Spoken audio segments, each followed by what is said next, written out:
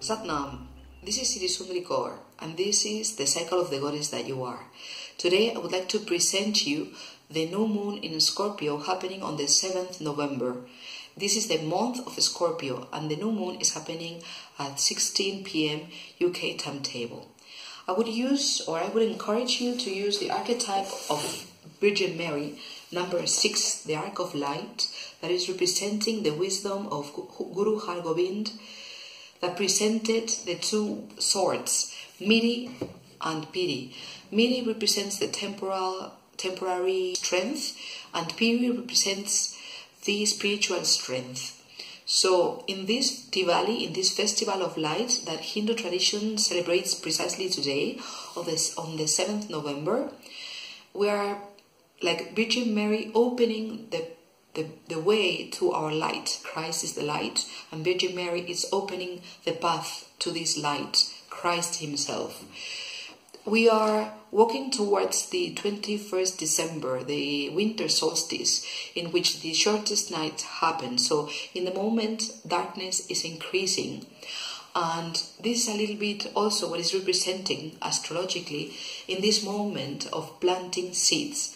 This is a Scorpio. It's the month of working in bringing profound changes, of transformation, and this new moon is the moment to plant your intentions for growth in this particular area. So I'm going to explain you the astrological moment so that you understand what is the energy astrologically available, and then I will elaborate a little bit more on this proposal coming from number 6 with the archetype of Virgin Mary, and Virgin Mary from the Catholic Church tradition itself, and this wisdom from Guru Har Gobind, and all what the number 6 and the spiritual bodies of the Arc of Light is bringing to us so that we can understand and make the most of this energy. So, to keep it short, I would say that there are 3 main aspects in this new moon. On the one hand, we have a T-square, a cardinal T-square in Uranus. This is lasting from the 5th November till the 5th of March.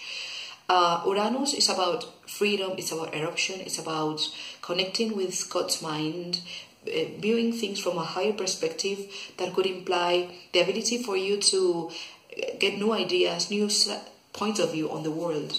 And also Uranus, as it is retrograding, has come back to Aries. So Aries is about identity. It's giving us a little break on working on what is of worth when Uranus is in Taurus. That this is really the big topic. Uranus entered Taurus on the 15th May last year and will be there until the 2025.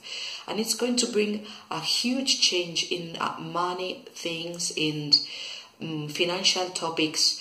All systems are falling down and there will be a moral revolution. So it's about seeing all what was a fundament of, in terms of money and in terms of values, stable, is crashing in the moment. The pavement is moving, it's shaking. So in the moment we have a little break as Uranus is back into Aries. But, and there comes my proposal to work on identity. I will back to this. What I'm meaning is that as we have this T-square, that means that Uranus in Taurus is squaring the north nodes and the south node. The nodes, the karma nodes, are still in Aquarius and Leo. This is what we've been working on for 2.5 years. That is, heading to the north node in Leo, that is, to those things that make us shine, and shining out of our true identity, what is really coming out naturally from us, and letting go of old ideas of our, let's say, childhood groups, or those ideas that keep us stuck into those beliefs that belong to the groups we used to belong to. Also means letting go of hiding in the group, not hiding anymore in the mass, and daring to stand by or for what you stand for, your own value, your own shine, your own all this what you have to present and you have to deliver to the world. That is precisely the purpose of your soul for this incarnation. So as the north and the south nodes of karma are in the last degree, they really are very strong there, and they have these double squares with Urano retrograde on the great 29th Aries. So it may bring this eruption on this precipitated action into wanting to break free, wanting to do things in another way. So the encouragement is to be careful there, but work consistently, and this is my proposal for this new moon. Also, Uranus retrograding in Aries, it's opposing Venus retrograding in Libra, 26th degree Libra. So again, it is presenting to us Libra. This is keeping things into our balance, being socially convenient, trying to keep up and get along with the society around you. So this Uranus retrograding in your identity may lead you to wanting to break free, wanting to do things in another way, wanting to redefine, reinvent yourself in another way that has nothing to do with this or the social convenience. So again, this is an important point in here. And also, and to finish with the astrological aspect of this video, I would like to talk to you about Jupiter, that is on the 28th degree Scorpio, squaring Chiron on the 20th degree Piscis. Chiron is the wounded healer. That means something in you, your childhood wound, your original wound that you cannot heal, and over when there's a contact with Chiron in your natal chart. So check where in your natal chart is Chiron, but in the moment we have the common Chiron, the transit of Chiron is on the 28th degree Piscis. So this may be presenting to you a vision on the world where you are a bit utopic, not thinking of ideals, how things should be, universal love, bigger understanding, transcendent, much more ideal, utopic, that perhaps you see and you get slammed there in your face, slapped over and over, when reality is showing you that life is not like that. That there's a more material side, much more hard and much more, material, that is really shaking you on this soft side of you, contacting with the Almighty God, universal mind, universal love, and all that. This Jupiter that is about to change into into Sagittarius, where it will be a lot working on this cosmogony of understanding the truth, a bigger truth, and the morals that are derived from this truth, is giving you a last chance to tidy up, to clean up all this work it's been doing for this year in Scorpio, of cleaning, of taking to the light or what is in the darkness, in the social surrounding, but also within you. So this contact with Chiron is very, very important. It's crucial for you to understand that staying in contact with this vulnerability of yours that Chiron is representing.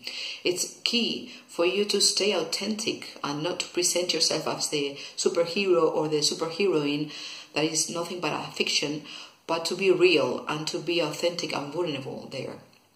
In terms of bringing to light what is really your true shine, no? It has an echo, a contact, as it does in this moment, Jupiter, with two beautiful aspects, with the north and the south nodes in Aquarius and Leo.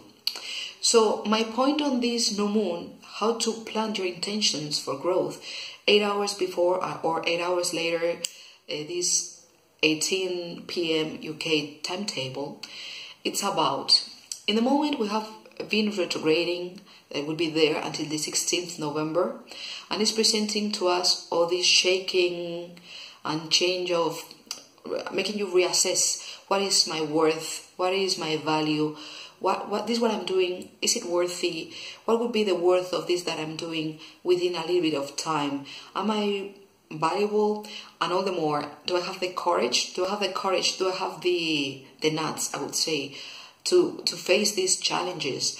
And also, what is the worth of these relationships? And what about money? And on the other side, we said Uranus retrograding in Taurus now is in Aries, so it's giving us a break, a moment of breathe deep, because it is going to work until 2025. It's going to work for many years on shaking completely the financial status quo, shaking completely the old systems of values, and changing completely also the moral system. What does it mean? I don't know what you've been feeling, but I felt so strongly in those days of Venus, or the Venus is been retrograding yet. This reassessment, this, oh my God, what would be of value of this, what I'm doing in the moment when I am old? What would I do with the income I have? Would it be enough? What would be my third age? No, worrying about safety and future, because of these changes that Uranus is bringing and that we've been starting to feel while Uranus was in Taurus, and that we'll be back there as soon as it goes out of Aries in a little bit of time. So this break in particular means, and we're encouraged to use the archetype of Virgin Mary, number 6, the Arc of Light, that is recommending us to contact with our true self, to contact our nucleus, to strengthen the nucleus, so that whatever is changing out there, we can come back to this nucleus. So if you've been feeling this Venus retrograde as I've been doing, perhaps you've been like me, like searching everywhere. Oh my God. And so, okay, money. What should I do about money? I don't know much about money. So, I'll have to learn. Where shall I invest so that when I become old, I have some safety, I have some money, and I don't starve when I cannot work for myself anymore? Fear, you see here. You can hear the fear speaking. And so I've been researching, what about real estate? Oh my God, but in Spain there's a law that is perhaps happening that real estate is going to be so you cannot rent your house in this case and that other one. Okay, what about crypto money? Shall I invest in crypto money? Oh, but I say this and And also experts in finances, in financial things say, in this moment, it's moment to save until 2020, where there's going to be again an economic recession. So it's good to save money, save it in the bank. You have the warranty fund, so your money could be saved in the bank even when it's not giving you a big interest back.